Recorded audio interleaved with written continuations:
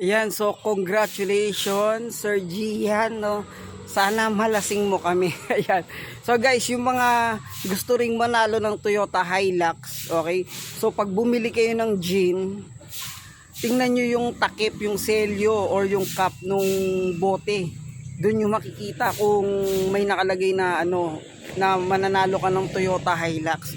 Okay, so mas maganda yung manalo rito yung mga ano, yung mga college, yung mga nagtatrabaho, 'di ba, para at least ano, kasama nila yung tropa nila uminom, tapos yun, syempre pag nanalo ka maisasakay mo yung mga tropa mo o kaya yung mga katrabaho mo dito sa iyong brand new Toyota Hilux. Ayan, so nakakatuwa naman na merong gantong mga ano ba to, palaro ba to, basta mga ganun, parapol yung ano, yung San Miguel. Okay, so congratulations ulit Sir Gian, sana masakay mo ko dyan.